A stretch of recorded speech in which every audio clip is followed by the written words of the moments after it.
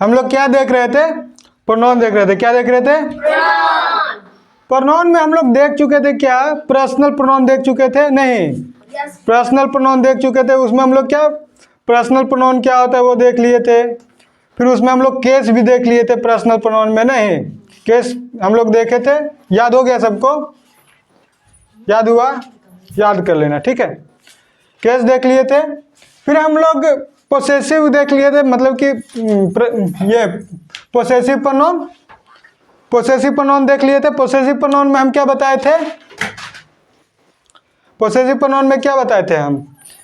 कि जो भी हमारा अधिकार दिखाने का काम करता है, वैसा प्रोनाउन जो अधिकार दिखाने का काम करता है उसे क्या कहते हैं? पोसेसिव। जैसे में क्या हो गया? This is my, this is my book. यहाँ ये देखो, ये जो माई है ना, ये पोसेसिव एग्जेक्टिव है। क्या है? Possessive executive. ये दोनों में हम अंतर भी बताए थे, क्योंकि ये एग्जेक्टिव की तरह काम करे तो ये पोसेसिव एग्जेक्टिव है। अगर पोसेसिव प्रोनाउन कहे तो this book is mine, mine. ये दो हम बताए थे, पोसेसिव प्रोनाउन भी बताए थे, पोसेसिव एडजेक्टिव भी बताए थे, और दोनों में क्या अंतर है वो भी बताए थे।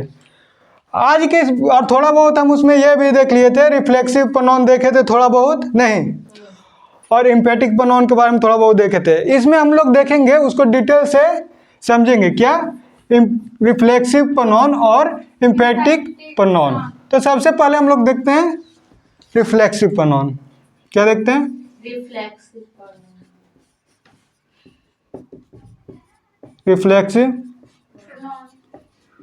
Reflexive pronoun.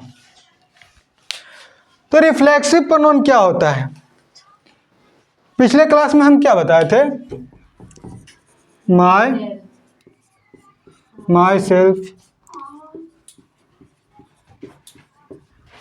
आवर सेल्फ,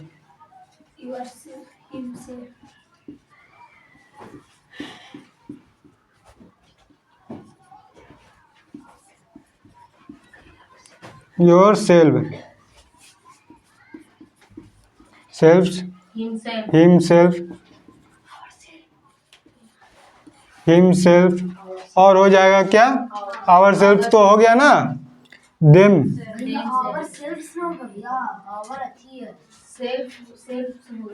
इसमें होगा सेल्फ्स होगा, ठीक है, ठीक है। अब ये क्या हो जाएगा? Themself, themselves. ये हम लोग देखे थे। ये सारे जो हैं, ये सारे क्या कहलाएंगे? ये सारे कहलाएंगे रिफ्लेक्सिव प्रोनाउन। लेकिन कब कहलाएंगे? अगर जो काम करने वाला है, कोई सेंटेंस में कोई काम करने वाला है, जो काम कर रहा है, कर्ता,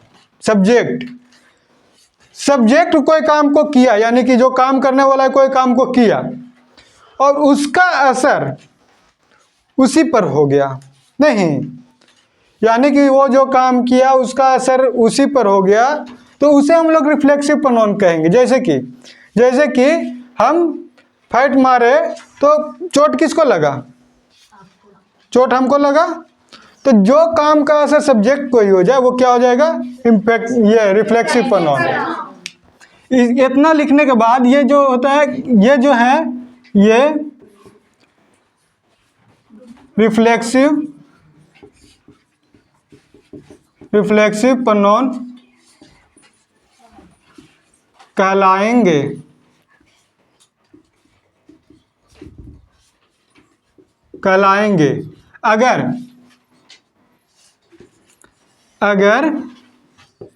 अगर क्या?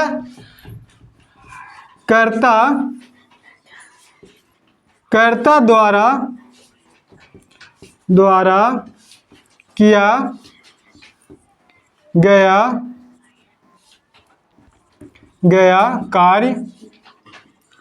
कार्य कर्ता पर ही हो, नहीं, ये सारे जो हैं, ये जिस सेंटेंस में तुम लोग देख लो, क्या ये सारे जिस सेंटेंस में तुम लोग देख लो उसको क्या कहोगे? Reflexive pronoun. लेकिन ये भी तुमको ध्यान रखना है, क्या ध्यान देना है कि जो सब्जेक्ट काम कर रहा है उसका असर किस पर हो? उसी पर हो जाए। जैसे कि आई हर्ट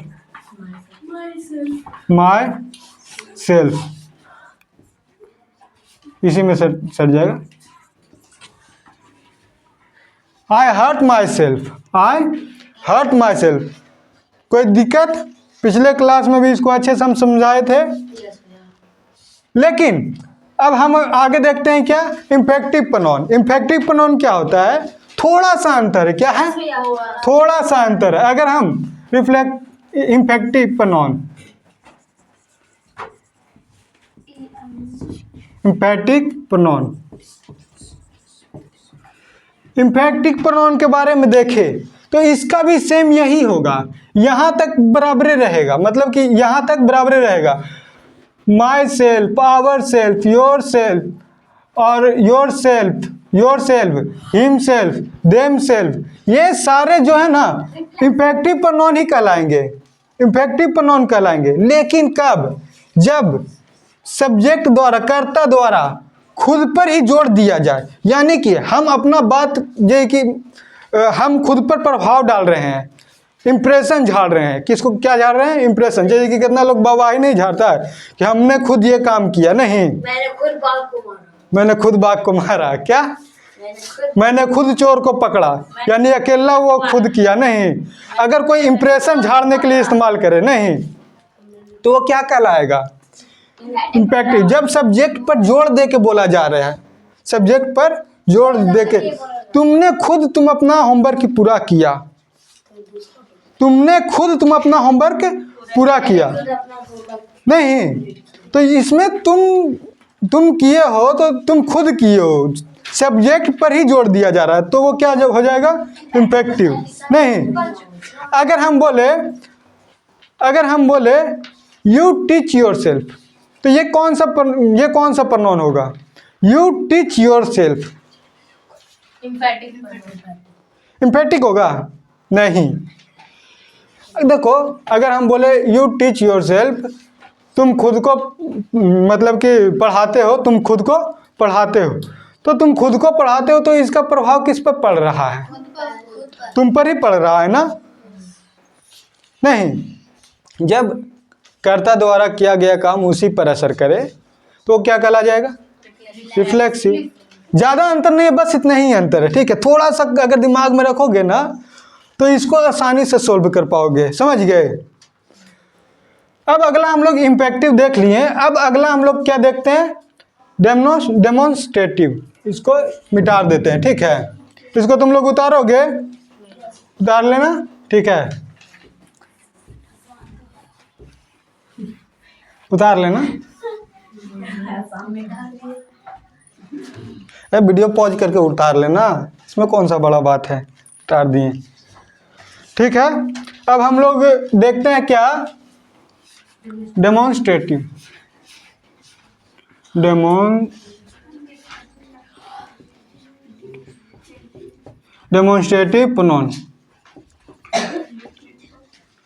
डेमोन्स्ट्रेटिव प्रोनाउन। ठीक है, क्या? Demonstrative pronoun. डेमोन्स्ट्रेटिव प्रोनाउन क्या होता है? जो किसी चीज को दिखाने का काम करे। क्या काम करे? दिखाने का। जैसे कि यहाँ हम देखते हैं दिस, दैट, दैट,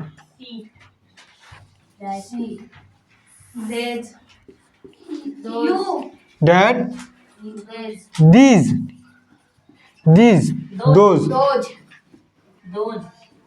ये सारे क्या है? ये सारे डेमोन्स्ट्रेटिव प्रोनाउन है। लेकिन देखो, ये सारे क्या डेमोन्स्ट्रेटिव प्रोनाउन है। अब जिसके द्वारा हम क्या करते हैं? किसी चीज को दिखाते हैं। यह एक कुर्सी है। क्या है? यह एक कुर्सी। यहाँ ध्यान से समझना, ये सारे को हम दिस, दैट, दिस, दोज, इसका उपयोग करना भी हम इसमें सिखा देंगे। ठीक है, इसका उपयोग कैसे करें? बहुत लोग कंफ्यूज रहते हैं। देखो, दिस का इस्तेमाल हम लोग कब करते हैं? जब एक वस्तु को दिखाना हो। क्या करना हो, एक वस्तु को दिखाना हो, दिस, और वह क्या पास में हो, क्या हो, पास में हो। एक ऐसा वस्तु को दिखाना हो जो पास में हो, उसे उसके लिए किसका इस्तेमाल करेंगे? इसका पास के एक वस्तु के लिए दिस का इस्तेमाल करते हैं। लिख देते हैं, पास के एक वस्तु के लिए, पास के एक वस्तु के लिए किसका इस्तेमाल करते हैं? This. This is a chair, नहीं, दिस इज अ बॉल, यानी कि ये मेरे नज़दीक में है, तो दिस का इस्तेमाल करेंगे। डैट का इस्तेमाल कब करते हैं? ये भी एक ही वस्तु दिखाने के लिए इस्तेमाल करते हैं, लेकिन जब दूर हो, क्या हो, दूर हो। जब कोई वस्तु दूर हो और एक वस्तु हो, एक वस्तु दूर में हो, तो उसको किस चीज से हम दिखाएंगे? डैट से। That is a ball, that is a ball, नहीं, इस तरह से दिखाएंगे। दूर के वस्तु के लिए, दूर के एक वस्तु के लिए, एक वस्तु के लिए। समझ में आ रहा है? अगर दिस का इस्तेमाल नजदीक का कोई एक वस्तु है उसके लिए दिस, डैट का इस्तेमाल जब दूर का कोई वस्तु है तो डैट, और दिस क्या होता है? इसी का प्लूरल होता है, मतलब कि दिस का इस्तेमाल हम लोग कब करते हैं? जब नजदीक में एक से अधिक वस्तु हो। These are books, these are books, यानी कि ये किताबें हैं, ये किताबें। अगर नजदीक में एक से अधिक वस्तु को दिखाने का बोध होता है तो दीज का, नजदीक में एक से अधिक, लिख दें,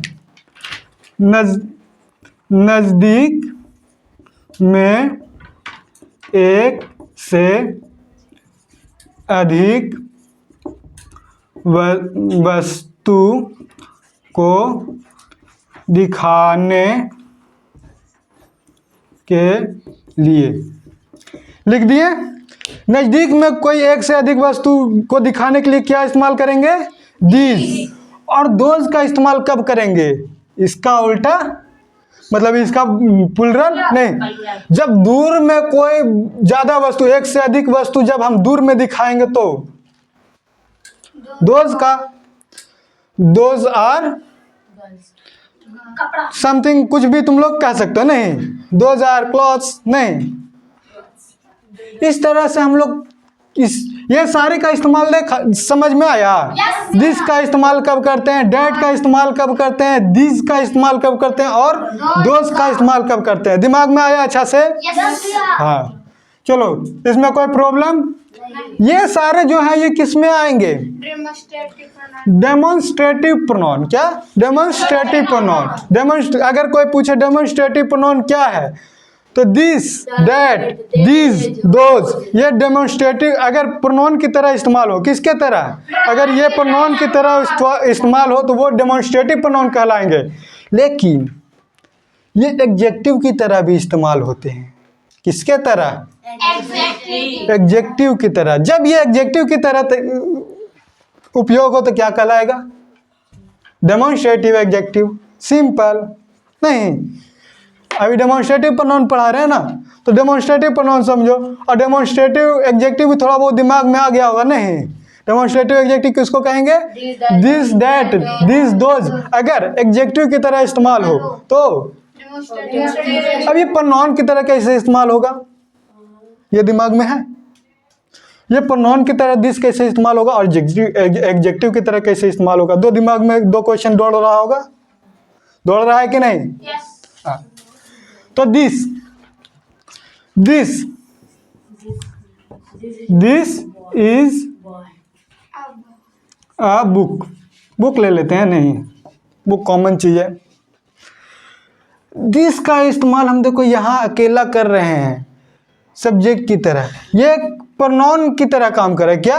प्रोनाउन की तरह। अगर यही दिस के आगे, दिस के आगे बुक लगा देते हैं, this book is mine, mine लगा देते हैं,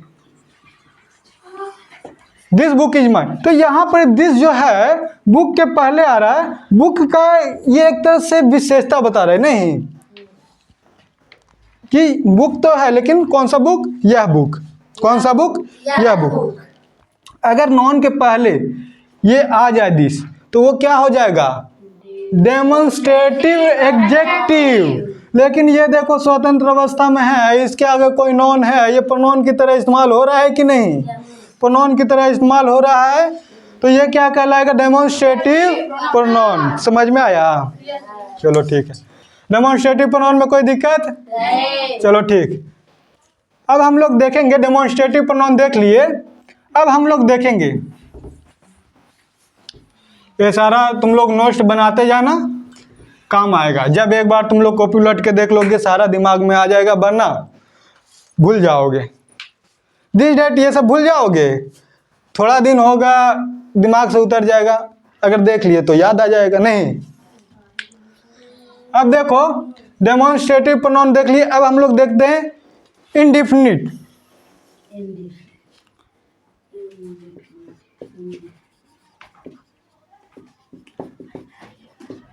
indefinite pronoun.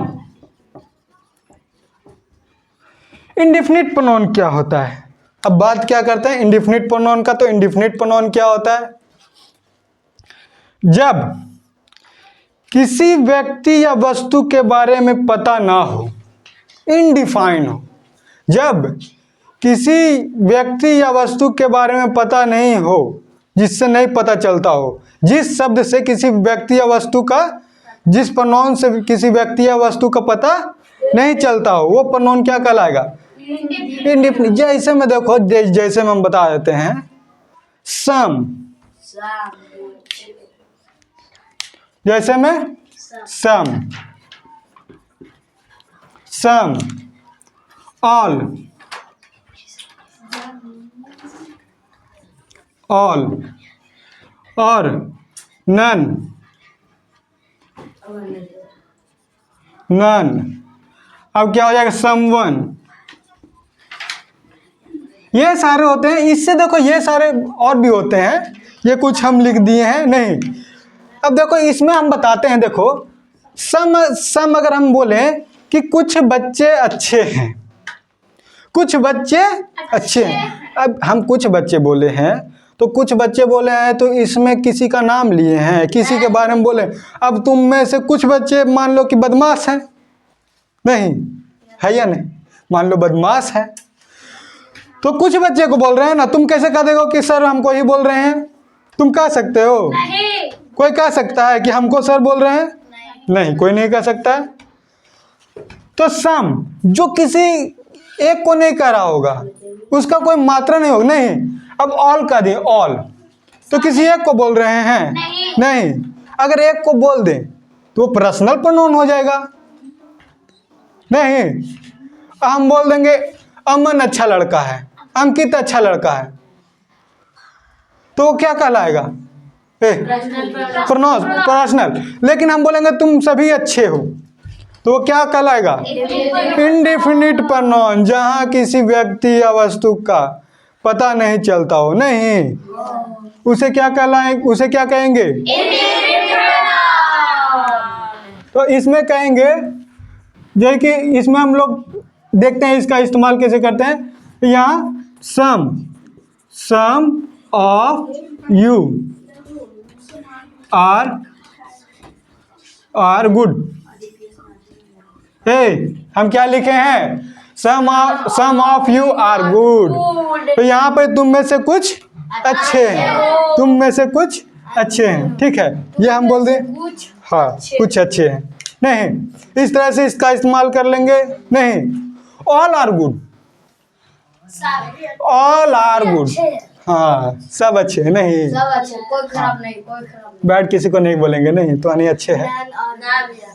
All are discipline boy, you are not discipline boy, only you are.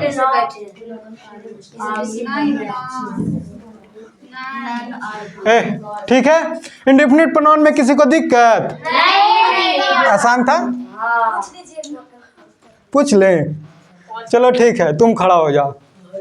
पूछिए लेते हैं किसके कहने पर। बताओ कि राम क्या है? Ram is a good boy, Ram is a good boy, तो इसमें राम क्या हो जाएगा? Ram is a good boy, इसमें राम क्या हो जाएगा?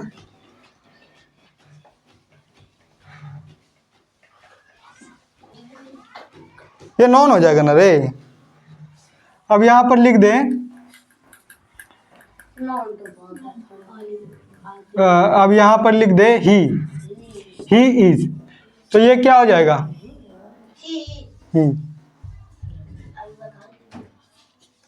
ये क्या हो जाएगा रे? पीछे वाला भकोस गया। बता दे भैया। बता दो। मारेंगे इतना लापड़ मारेंगे कि हालत खराब हो जाएगा। डेमोन्स्ट्रेटिव, ही डेमोन्स्ट्रेटिव। बहुत बढ़िया काम किया भैया। क्या क्या क्या हो रहा है हमको समझ में नहीं। कौन बताएगा क्या है? हाँ पर्सनल, इसमें कौन सा दिक्कत है? कोई दिक्कत है नहीं। गजब हाल है भाई। अब देखो हम बोलेंगे ऑल आर, ऑल के साथ इज लगेगा, ऑल सभी के लिए इस्तेमाल कर, ऑल आर गुड बॉयज। यहां पर इसमें ऑल क्या हो जाएगा? Indefinite pronoun. चलो बैठो, जो पढ़ा रहे हैं वही दिमाग में रहेगा और पीछे वाला सब भुला जाओगे। ये गलत है कि नहीं? ये गलत है, रिवाइज करते रहो। यस भैया। मोबाइल नहीं तो हम पढ़ा रहे हैं, तुम लोग नोट्स क्यों नहीं बना रहे? नोट्स तुमको नोट्स बनाना चाहिए ना, नहीं तो अगर नहीं बना पाते हो यहाँ पर तो वीडियो पॉज करके बना लो। नहीं, इसमें ज़्यादा समय थोड़ी लगता है नोट्स बनाने में। इसको मिटा देते हैं भैया। आप हॉटस्पॉट खोल दीजिएगा बस। ठीक है, अब पासवर्ड बता दीजिए 008 में। ठीक है, ठीक है। अब हम लोग अगला देखते हैं। क्या इंडेफिनिट प्रोनाउन देख लिए? इंडेफिनिट प्रोनाउन देख लिए कि नहीं? समझ में आया कि नहीं? ठीक है, अब हम लोग आगे देखते हैं। इंडेफिनिट प्रोनाउन हो गया। अब आगे इसके डिस्ट्रीब्यूटिव, डिस्ट्रीब्यूटिव भैया बोलना नहीं आता।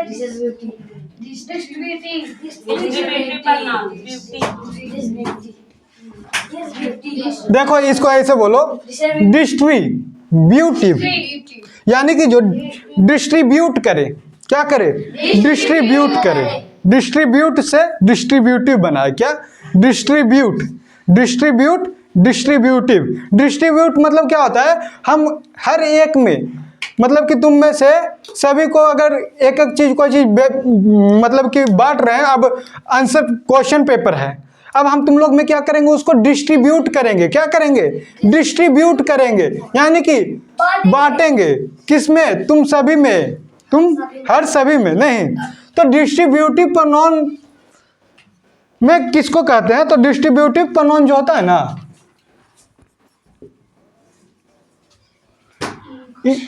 each,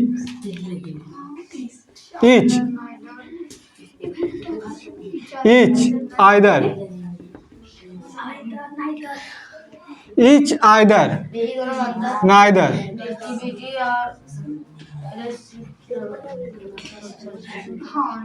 each, either, neither, each, either, neither, none।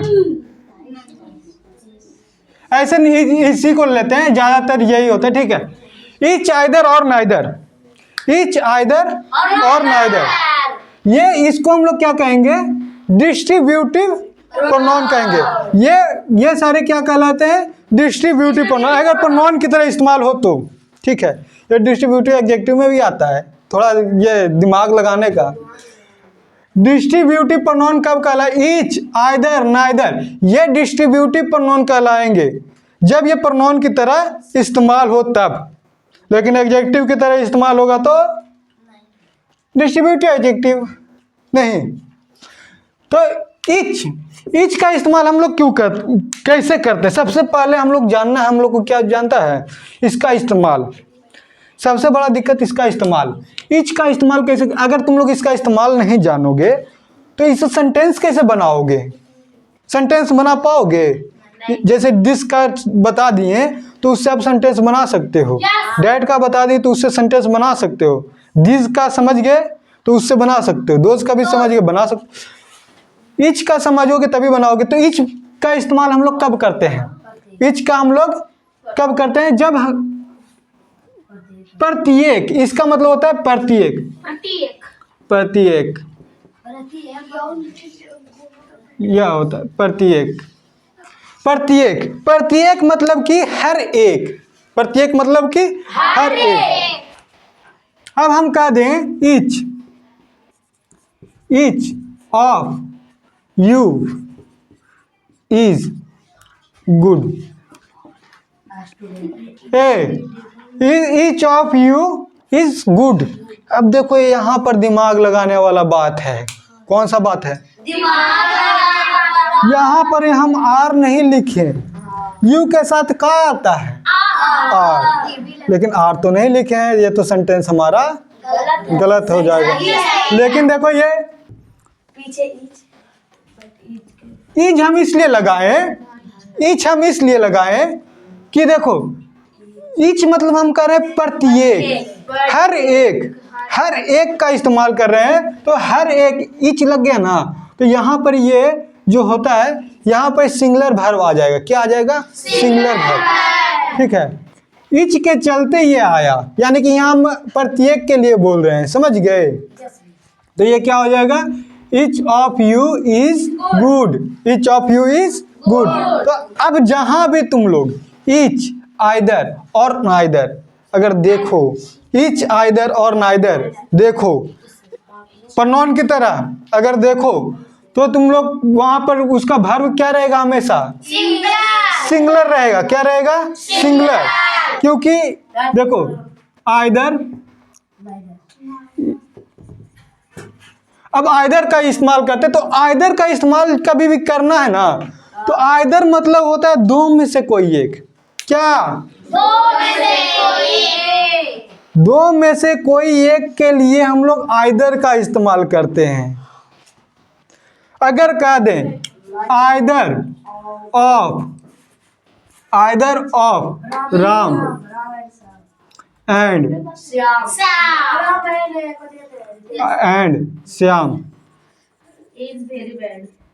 Ram and Shyam. अगर राम एंड श्याम रहे तो यहाँ तो सिस्टम से कहा जाए तो ये दो गो नाम है, तो दो गो नाम प्लूरल हो जाता है, तो इसके सिस्टम के हिसाब से आर लगना चाहिए। लेकिन अगर यहाँ पर आइदर लगा हुआ है तो यहाँ राम और श्याम उसमें से दोनों एक एक को बोल रहा है। ठीक है, हर एक का बोध कर रहा है, तो यहाँ पर ईज लग जाएगा। ठीक है, each of Ram and Shyam, नहीं ईच नहीं, either, either of Ram and Shyam is गुडे लिखते हैं रे। नहीं, किसी को खराब करना अच्छा नहीं लगता है। नहीं, each of Ram and Shyam is good. अब हम कह रहे हैं कि राम या श्याम में से कोई एक। अच्छा, तो यहाँ तो इनडायरेक्टली हम खराब किसी को कह रहे हैं ना? नहीं कह रहे हैं कि नहीं? तो देखो either of Ram and Shyam is good, Ram और श्याम में से कोई एक अच्छा है। अगर हम कह दें नाइदर, क्या कह दें? नाइदर। नाइदर, नाइदर का मतलब क्या होता है? नाइदर का मतलब क्या होता है? नाइदर का मतलब होता है दोनों में से कोई नहीं। दोनों में से कोई नहीं। Neither of, neither of Ram and is, यहाँ किसी को खराब करना अच्छा नहीं होता है। ठीक है, neither of Ram and Shyam is bad. And होगा ना रे? हाँ हो जाता है। ठीक है, neither of Ram and Shyam is bad, यानी कि राम और श्याम में से कोई अच्छा नहीं, कोई अच्छा नहीं है, कोई खराब नहीं है, कोई खराब नहीं है, ठीक है। देखो यहाँ पर ये नेगेटिव सेंटेंस लग रहा है तुम लोग को, दिमाग लगाना है। अगर इसको कोई बोले कि ये नेगेटिव सेंटेंस है तो नोट का इस्तेमाल हुआ है यहाँ पर? नोट का इस्तेमाल दिख रहा है तुम लोग को? नहीं, नोट का इस्तेमाल यहाँ नहीं दिख रहा है, लेकिन फिर भी ये एक नेगेटिव सेंटेंस है। भैया जहाँ नोट लग रहा है वहाँ नेगेटिव होगा। देखो अगर हम कह दें तुम अच्छा लड़का नहीं है, तो यहाँ नहीं में हम बात कर रहे हैं, तुम अच्छा लड़का नहीं है, तुम खराब लड़का नहीं है, नहीं का इस्तेमाल कर रहे हैं, यानी कि नेगेटिव हो गया वो। नहीं, नेगेटिव में ऐसे नोट लगा रहता है कि नहीं? लेकिन यहाँ पर देखो कहीं नोट लगा हुआ है ही नहीं, लेकिन यहाँ नाइदर के जरिए हम बता देते हैं कि उनमें से कोई अच्छा नहीं है। नहीं है लगा दिए कि नहीं? हाँ, तो नाइदर एक तरह से नेगेटिव सेंटेंस को नेगेटिव करने, अगर तुमको दे दे either of Ram and Shyam is good, इसको अगर नेगेटिव में बदलना कह दे, क्या कह दे? नेगेटिव में बदलना, तो इसमें नोट लगाओगे? नोट नहीं लगाना है, इसमें इसको चेंज करना, आइदर की जगह नाइदर कर देना है, आइदर की जगह नाइदर कर देना है, हो जाएगा, चेंज हो जाएगा। हाँ चलो ठीक है, आज हम लोग देख लिए डिस्ट्रीब्यूटिव प्रोनाउन देख लिए, फिर हम लोग देख लिए डेमोन्स्ट्रेटिव प्रोनाउन देख लिए, इंडेफिनिट प्रोनाउन देख लिए, थोड़ा बहुत रिफ्लेक्सिव और इम्फेक्टिव प्रोनाउन भी देख लिए हैं। अब अगले क्लास में हम लोग आगे का टॉपिक देखेंगे। आज के लिए इतना ही, ठीक है।